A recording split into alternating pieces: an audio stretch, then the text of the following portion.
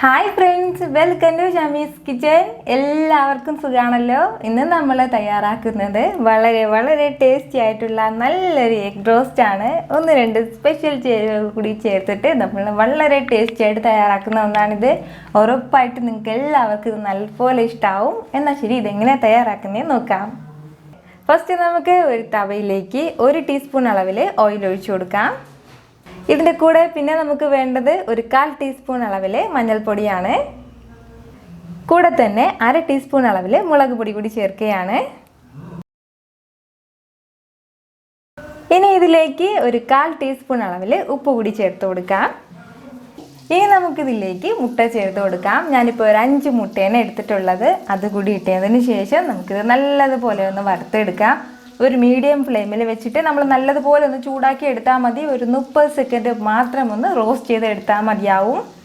അത്രയും സമയം കൊണ്ട് നമ്മളിതിലേക്ക് ചേർത്ത് കൊടുത്ത മുളക് പൊടിയും ഉപ്പൊക്കെ നന്നായിട്ട് മുട്ടയിൽ പിടിച്ചിട്ട് വരും. അപ്പോൾ ഇത്രയും മതിയാവും. ഇനി നമുക്കിത് മാറ്റാം. ഇനി നമ്മുടെ ഗ്രേവി തയ്യാറാക്കി എടുക്കാൻ വേണ്ടിയിട്ട് ഒരു കടായി വെച്ച് കൊടുത്ത ശേഷം അതിലേക്ക് ഒരു 4 ടേബിൾ സ്പൂൺ അളവിൽ ഓയിൽ ഒഴിച്ചു കൊടുക്കാം. ഓയിൽ ഒന്ന് ചൂടായിട്ട് വരുമ്പോഴത്തേക്കും ഇനി നമുക്കിതിലേക്ക് ഒരു പീസ് കറുവാപ്പട്ടയും 2 ഏലക്കയും ചേർക്കാം. കൂടെ തന്നെ 2 ചെറിയ പച്ചമുളക് എടുത്തിട്ടുണ്ട്, അത് ചെറുതായിട്ട് അരിഞ്ഞിട്ടുണ്ട്, അതുകൂടി ചേർക്കാം.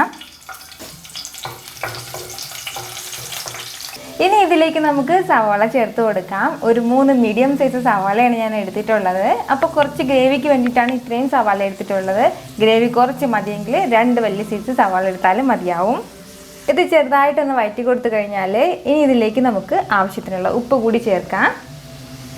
ഒരു മീഡിയം ഫ്ലെയിമിൽ വെച്ചിട്ട് നമുക്കിനി ഇത് 2 മിനിറ്റ് നന്നായിട്ടൊന്ന് വഴറ്റിയെടുക്കാം. അപ്പോഴത്തേക്കും നമ്മുടെ സവാള എല്ലാം നന്നായിട്ട് സോഫ്റ്റ് ആയിട്ട് വരും. നമ്മുടെ സവാള എല്ലാം ഇപ്പോൾ നല്ലതുപോലെ വെന്തിട്ടുണ്ട്, പക്ഷെ നന്നായിട്ട് കളറൊന്നും ചേഞ്ച് ആയിട്ടില്ല. ഈ ടൈമിൽ നമുക്കിതിലേക്ക് 1 ടീസ്പൂൺ അളവിൽ ഇഞ്ചി വെളുത്തുള്ളി പേസ്റ്റ് ചേർത്ത് കൊടുക്കാം. കൂടെ തന്നെ കുറച്ച് കറിവേപ്പില കൂടി ചേർക്കുകയാണ്. പിന്നെ വേണ്ടത് തക്കാളിയാണ്. ഒരു വലിയ തക്കാളി എടുത്തിട്ടുണ്ട്. ഇത് നമ്മൾ സവാള വഴറ്റിയെടുക്കുന്ന ടൈമിൽ ചേർക്കുകയാണെന്നുണ്ടെങ്കിൽ സവാള ഇത്ര പെട്ടെന്ന് വഴറ്റിയിട്ട് വരില്ല. അതിൻ്റെ മേലാണ് സവാള കുറച്ചൊക്കെ വെന്തതിന് ശേഷം നമ്മൾ തക്കാളി ചേർക്കുന്നത്. ഇനി നമുക്കിത് വീണ്ടും നന്നായിട്ടൊന്ന് വേവിച്ചെടുക്കണം. തക്കാളിയെല്ലാം നല്ലതുപോലെ സോഫ്റ്റായിട്ട് സ്മാഷ് ആവുന്ന രീതിയിലൊന്ന് വേവിച്ചെടുക്കണം. ഈ തക്കാളിയുടെയൊക്കെ ഒരു പച്ചമണം മാറിക്കഴിഞ്ഞാൽ ഇനി നമുക്കിതിലേക്ക് മസാലകൾ ചേർത്ത് കൊടുക്കാം. അപ്പോൾ ഈ മസാല വന്നിട്ട് നമ്മൾ ഈ സവാളയുടെ മുകളിൽ തന്നെ ഇടുന്നില്ല. അതൊക്കെ ഒന്ന് മാറ്റി വെച്ച ശേഷമാണ് നമ്മൾ മസാല ചേർക്കുന്നത്. എന്നിട്ട് അത് ചെറുതായിട്ടൊന്ന് റോസ്റ്റ് ചെയ്തതിന് ശേഷം നമുക്കിതെല്ലാം കൂടി ഒരുമിച്ചൊന്ന് മിക്സ് ചെയ്യാം. അങ്ങനെ ചെയ്യണമെന്ന് വെച്ചാൽ മസാല ചെറുതായിട്ട് വറുത്തിട്ടിടുന്നതാണ്. അപ്പോൾ നമുക്കിത് വേറൊരു പാത്രത്തിലേക്ക് മാറ്റിയിട്ട് വറുക്കണ്ടല്ലോ, അതിൻ്റെ പേരിലാണ് ഈ ഒരു രീതിയിൽ വറുത്തെടുത്തത്. 1 ടേബിൾ സ്പൂൺ അളവിൽ മുളക് പൊടി ചേർത്ത് കൊടുക്കാം. അതേപോലെ 1 ടേബിൾ സ്പൂൺ അളവിൽ മല്ലിപ്പൊടി, കൂടെ തന്നെ 1/2 ടീസ്പൂൺ അളവിൽ പെരുംജീരകം പൊടിച്ചത് കൂടി ചേർക്കുകയാണ്. ചെറിയ ജീരകമല്ല, പെരുംജീരകമാണ്. പിന്നെ വേണ്ടത് 1/4 ടീസ്പൂൺ അളവിൽ മഞ്ഞൾപ്പൊടി. ഇത് ഇത്രയും വന്നിട്ട് ഈ സൈഡിൽ വെച്ചിട്ട് നമ്മൾ ചെറുതായിട്ടൊന്ന് റോസ്റ്റ് ചെയ്ത് കൊടുക്കണം. അപ്പോഴത്തേക്ക് ഈ മസാലയുടെ പച്ചമുളകൊക്കെ മാറും.